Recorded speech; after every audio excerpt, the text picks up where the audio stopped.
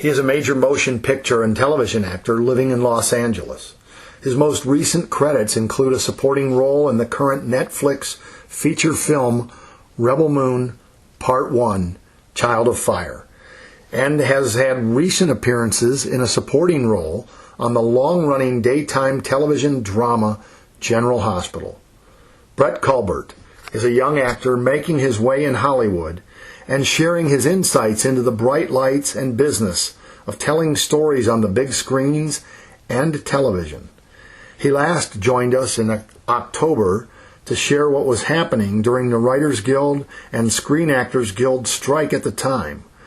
The strike is settled, primetime television is back with new episodes, and it is lights, camera, action in motion picture studios all over. Hi, I'm Chuck Gibson, and this is Loveland Beacon Talks. Now, I'm pleased to welcome Brett back with us again. Brett Culbert, thank you for joining us once again here on Loveland Beacon Talks. It is a pleasure to have you back with us again. Well, thank you, Chuck, for having me back. Last time it was an absolute joy, so I look forward to hearing the more questions that you have for me. So thank you very much. Oh, shoot, you're expecting me to ask you questions? No, I thought we would just, maybe just have a moment of silence together and just think about life and then just get off the phone. Perfect. Maybe that's what we'll do. The people might appreciate me being silent. No, that never. That's impossible. Well, yeah. Well, going back, I really appreciate your kind words that it was good and fun. But you and I offline a minute ago trying to figure out. So that was the end of October.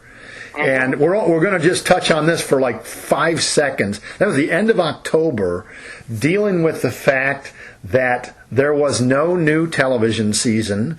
The AFTRA SAG strike thing was going on, and there was a lot of questions about that at the time. But since then, obviously that's been settled.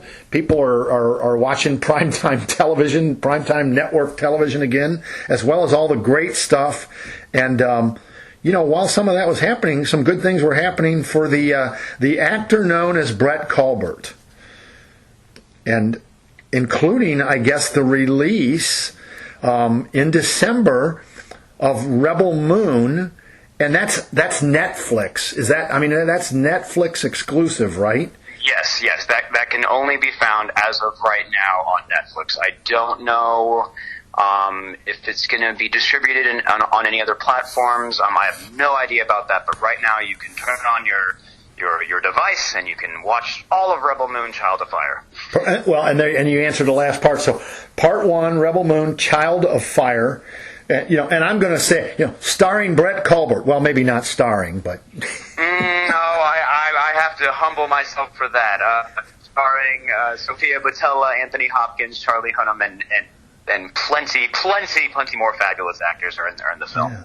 Well, one of the things that struck me, Brett, about it was, and you just said it, Anthony Hopkins. So did you have an opportunity to meet him at all? I know in his role with Rebel Moon, he certainly did voiceover work, but I didn't know if you guys got to meet him at all during any of the... Unfortunately, I did not have the pleasure to meet him.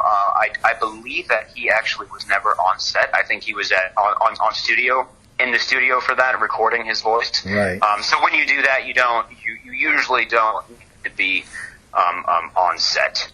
Right. Yeah. Well, but I did get to meet a lot of the main characters. And they were all very sweet. Well, give us an idea. You guys have to come together, I don't know. I shouldn't maybe say come together. I know filming takes place in parts, and sometimes, even like this case with Anthony Hopkins in a studio recording voiceover, was never actually on sets with you, but you still come together in some way. Does it become like family, or what's that experience like when you're filming? For me personally, it starts in isolation. And I know that probably sounds strange, but when you get your script, you don't know the people you're going to be working with yet. But what you can do is you can imagine the story that you're about to walk into as an actor. So for me, I imagine the story and I imagine these individuals and how they are, because really I'm only going to be interacting with them in character anyway. So once I do that, you almost kind of create your family in your mind, and then when you're on set, you kind of see your family members. And I think for a lot of us, that's how we acknowledge each other as well. And I think it's important to think about it as a family, or you're going to be a little bit more nervous and so on. Does that help? That makes perfect sense. And again, I think probably it's, you tell me, maybe it's a different experience each time, but certainly I would guess for each individual performer, it might be a different story. People have a different way of approaching preparation, right? Yes, and that's something, wow, that's a really good question. So when it comes to, theater, TV, film, I had to realize over the years that there is definitely a different approach. Because with theater, I got so much preparation time. And then when I was able to get to the theater, I knew that I had so much time before I had to be here. And you start to get used to it. Theater can be really comfortable because you know all the timing involved. And with film, I don't think I've ever had a similar experience in any film or TV show that I've done. I think it's all. I think that's one of the most fun parts about it is adapting, and it's almost as if you and your character has to adapt every single time, and you have to maneuver. And I think all that does is help you learn more about what your next project's going to be. So then you have every time you do it, you go, okay, I know how this was like. So if I encounter this problem, I have a solution. And so really what I feel like I'm doing now is just the solutions in my pockets when I encounter a problem. Okay, I think I know how to react to that in this scene. I've been here before. I've seen this. And sometimes not. And that's the beauty of it all. Well, I was going to say, and that obviously that's the big benefit to the more roles that you get, the more opportunities to play, the more experience, and then the next experience you can, find that situation and, like you just said, draw on that experience and say, okay, this is how I respond to whatever the situation. That's some great insight as to how that works. Oh, I think one of the first things you do as an actor is you study the other actors, and during my process, I really enjoyed looking at actors when they were younger, and then looking at them now. And you kind of see this fear start to diminish as they excel in their career, and you go, oh, it's just because they're having to go through rings of fire. And then once you go through the ring of fire, you go, I've been through that ring. I know what to do. And I think that's why we're all doing this, is to step into the fear and then be able to walk out of it. And I think that's very enticing to a lot of us. I loved that comparison, the Ring of Fire. I was waiting for you to break into your Johnny Cash imitation. I fell in. Yeah. Oh, don't stop there. You were just getting going. Negative. Oh, okay. Well, fair enough. Fair enough. Well, and I want to get back specifically to Rebel Moon and Child of Fire in a minute. But before we even do that, I mean, since, for the listeners, this is Brett Culbert, who is an actor living in Los Angeles and making your way and, sharing time with us here on Loveland Beacon Talks. Again, for those who may have missed it, we talked in late October, and Brett gave us some great insight into the situation with the SAG-AFTRA strike and how that could impact, the performers like himself. But, and talking to us about what's it going to mean to viewers, different platforms, of course, like Rebel Moon is on Netflix. However, during the time, and once things were settled, you, Brett, were also able to land a couple of, a role on, don't let me mess this up, General Hospital, right? Yeah, I was actually able to, I did that, and then also Beyond Belief Factor Fiction as well during the break, so I was really lucky to be able to get on both of those sets. So again, it was, it was two different shows that I hadn't been on before, and you're going into a situation where you don't know anybody each time that you step onto these sets. And so again, for me, it was a new ring of fire. And I'm very, very fortunate that I get to go through those rings. Yeah. Well, what I was going to lean toward is, of course, Rebel Moon is, I'm going to call it a feature film, because what else would you call it? I mean, if that's not correct. Yeah, right, so it's considered a major motion picture. Right. That's I love that. A major motion picture like Rebel Moon, where you're on set and shot the scenes or whatever, versus then boom, you're doing, oh my gosh, a long-running daytime television. You appear on General Hospital. So what I wanted to ask you, Brett, is so the comparison. Is it similar, like when you're on set shooting for a television show versus a major motion picture, or how is that different, or how is that alike? Yeah, that's a really good question. They're very different because General Hospital, like you said, it's a long time running show. So what I wasn't prepared for, although I should have been, I was thinking about all the other things. Is that they are their own family. So you kind of walk into this very well-oiled machine. They know what they're doing. So they know exactly what they're doing. So you have to kind of fit in with the way that their system is being ran. And I found that very intriguing as well, is, wow, look at this show. This show, it needs no help from anybody. It knows exactly what it's doing. Whereas Rebel Moon, everything is discovery because you're creating a movie.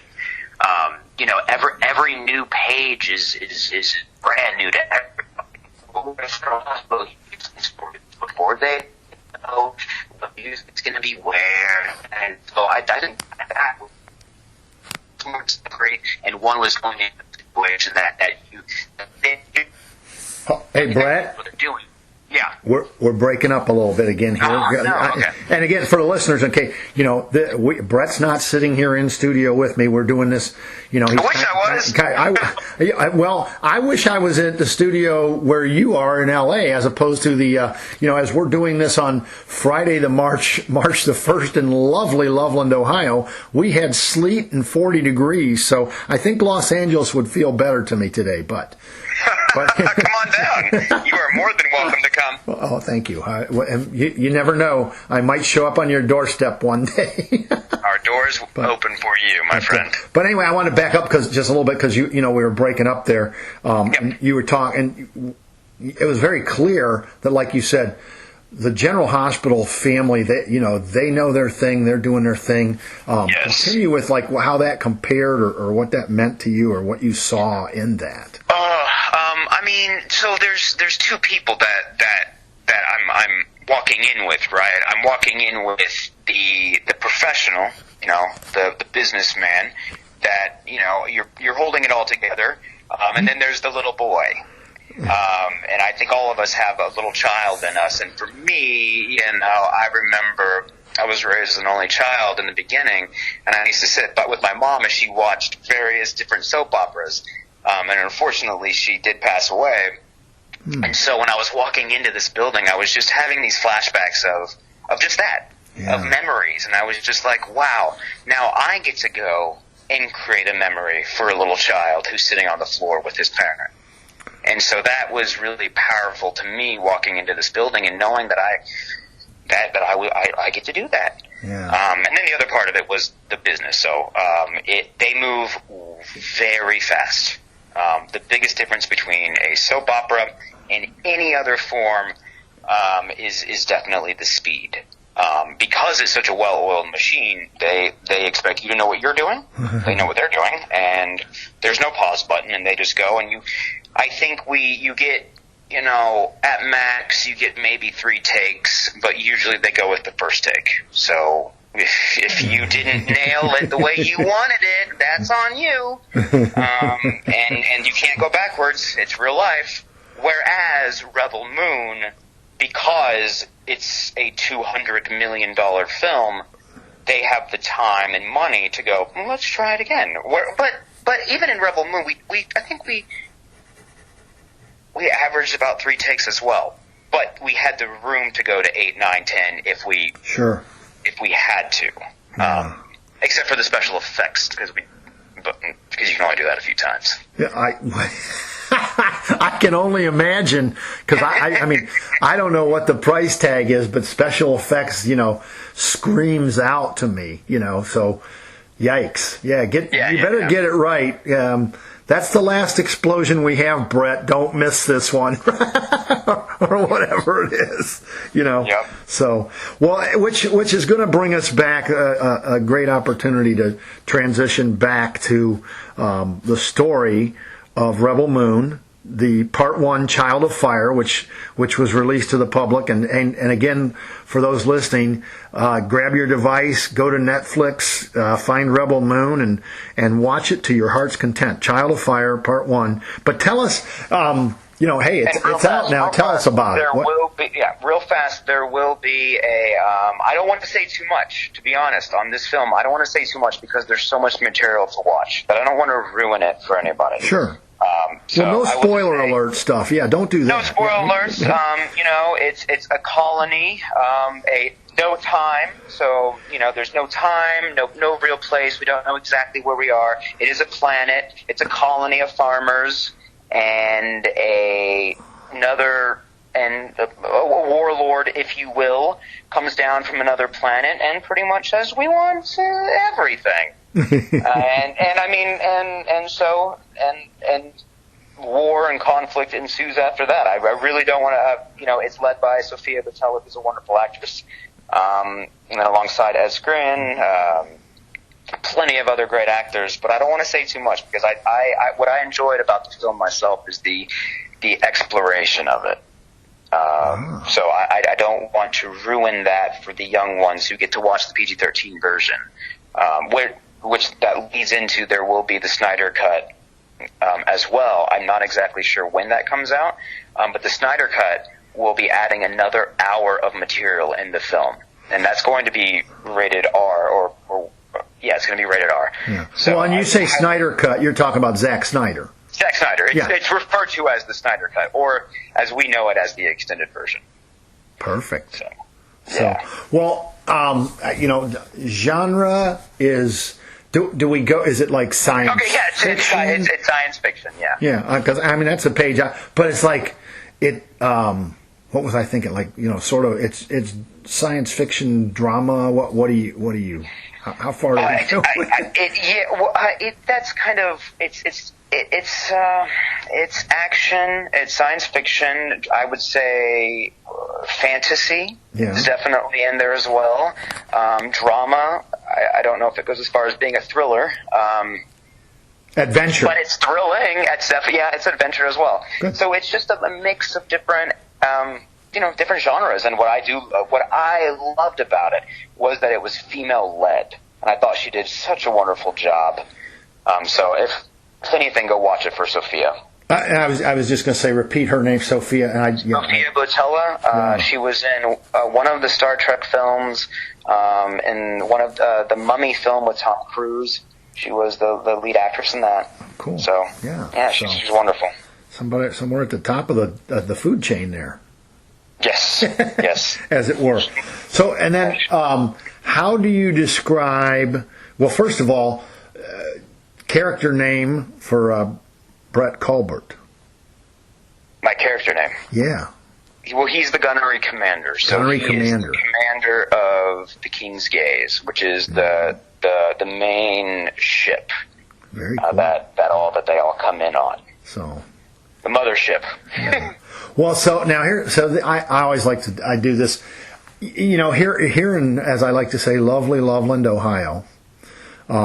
We have the Loveland Stage Company, which, by the way, as we record this on this Friday, March the 1st, they are opening they're opening the curtain on their spring musical tonight. Wonderful. But my point to you, Brett, is so I cover. I've been covering the Loveland Stage Company shows for 20 plus years now, and I always getting to it. when I get to talk to the actors and the actresses that perform on stage, I always like to ask them, what was the favorite part of, and it doesn't necessarily have to be the favorite part of your own role, but the favorite part for you in Child of Fire, either, again, it can be, the favorite part in your own role or the favorite part that you got to experience in terms of Child of Fire. What do you say? I love that. Well, can I? There's kind of three particular parts that were really special to me, but I can narrow that down. Well, tell us all three. We're good. We're not going to run out of time. So when I was 18 years of age, I worked at a restaurant called Joe's Crab Shack in Olathe, Kansas. Okay. It was my first serving job. Now you're probably going, how does this correlate to a Rebel Moon? No, I know. No, it correlates to an actor, because what actor or actress hasn't had that serving job? So we're good. Joe's Crab Shack. Okay, I see, but so, but one of the bartenders, his name was Grant. Again, how does this relate? So, I'm waiting. Grant told me once upon a time he wants to go make movies. And I went, man, good luck to you. And I thought to myself, wow, what if he really does it? I hope so. He's really smart.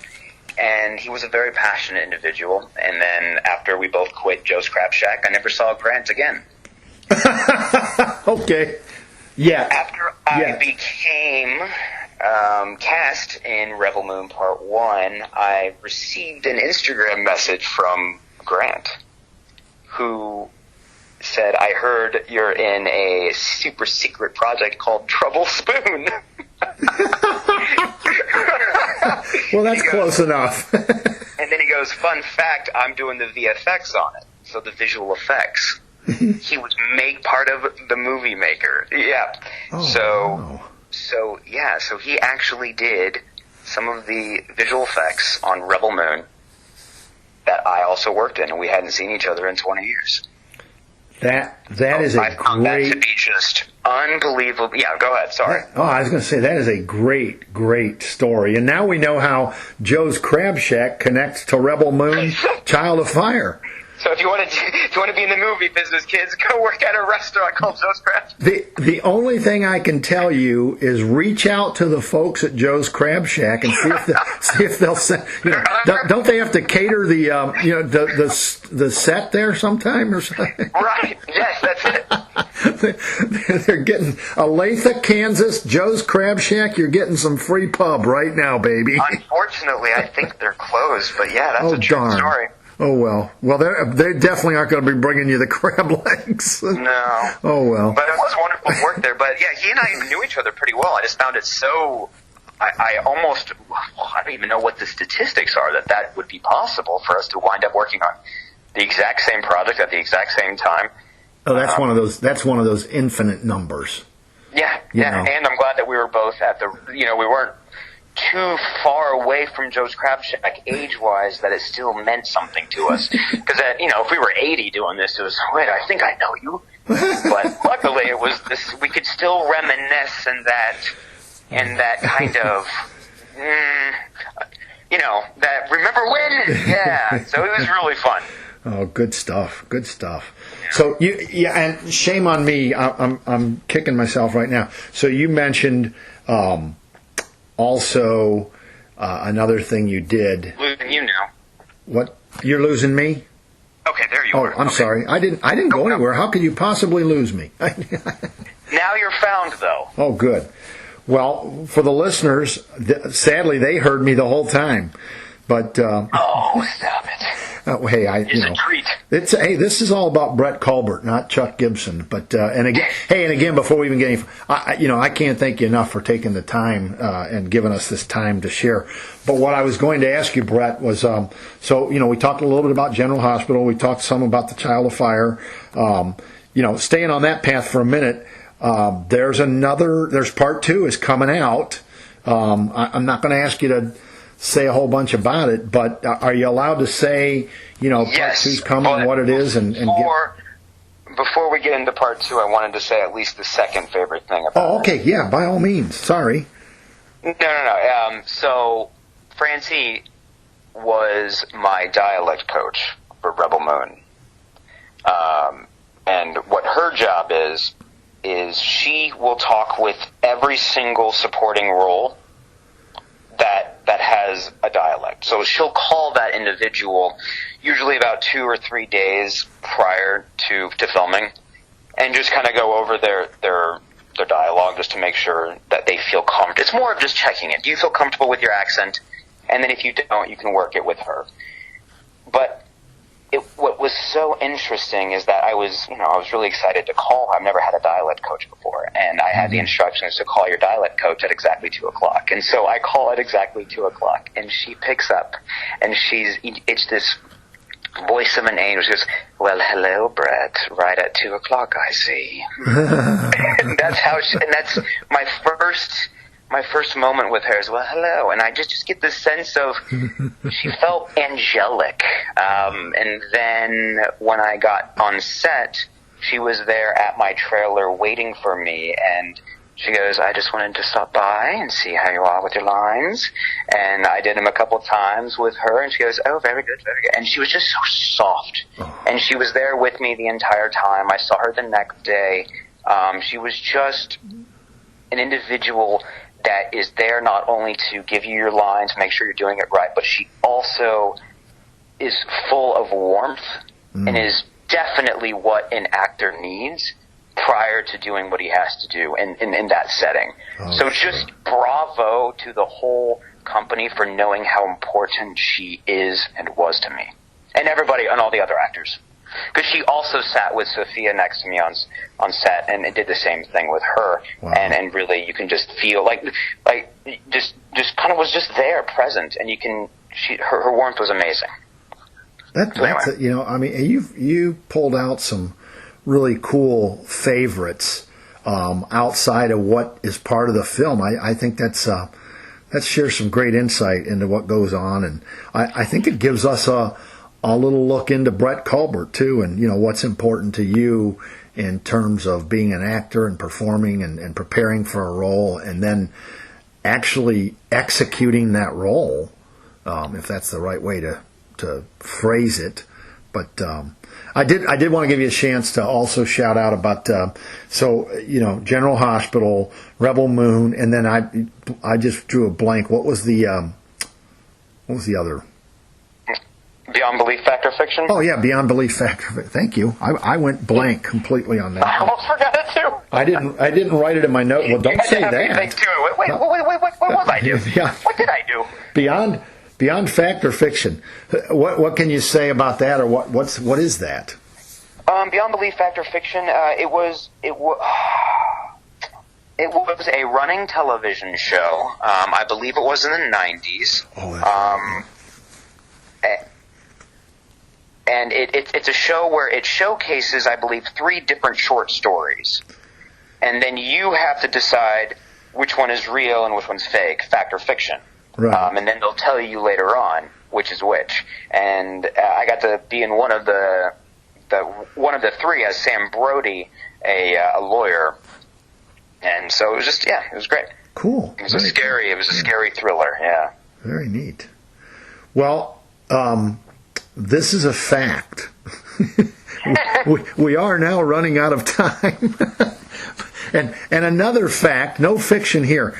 Again, Brett, I can't tell you how much fun it's been. I always have a blast when we talk, and I always learn. It's just so much fun to learn what goes into your craft, to your trade, and people, others like you, the work that you put into it, much appreciated from the outside, to learn that what we see on the big screen or what we see on our television or these days our devices, that somebody cares about what they're putting there for us to see and hear. So that's a lot of fun. Appreciate it. Well, the way I see it, no. The way I see it is we only have one shot, and when I say one shot, is I only have one shot to observe what I'm doing.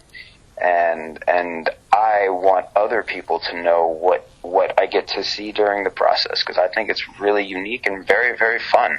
And that's what I adore my wife, Catherine, is right before I get into the car, when I get into the pressure cooker, she so kindly always reminds me to have fun.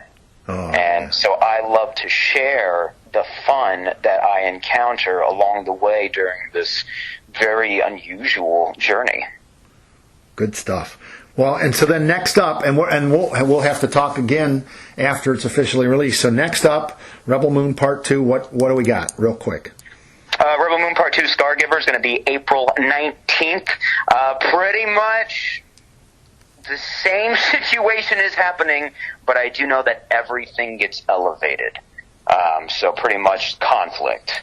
I can't go into very much at all, though, unfortunately. Action, adventure, science fiction. Oh, it's the same thing. Yeah. Exactly. It's just Part 2, action, adventures. Yeah. It's just, yeah. Perfect. All right. Well, now, Brett, thank you again for joining us here on Loveland Beacon Talks. I look forward to the next time. And in the meantime, Brett, listen, you stay well. And send our love, not just mine, but my lovely bride, Sue. Send our love to our niece, Kate. Of course, absolutely. Well, thank you so much for having me on. It was a pleasure. I always love the questions you have for me, Chuck. All right. Thanks again, Brett. No problem. Thank you. That was Brett Culbert, motion picture and television actor, talking with us from his home in Los Angeles, California. You can catch Brett in the feature science fiction action adventure film Rebel Moon Part 1, Child of Fire, currently streaming on Netflix. He also returns in a supporting role on Rebel Moon Part 2, Scargiver, scheduled for release in April on Netflix. I look forward to having Brett back with us then to share more of the Rebel Moon story. For now, this is Chuck Gibson saying thank you for reading and listening on Loveland Beacon. Loveland Beacon Talks is a presentation of Loveland Beacon Digital Media and Gibson Communications, LLC.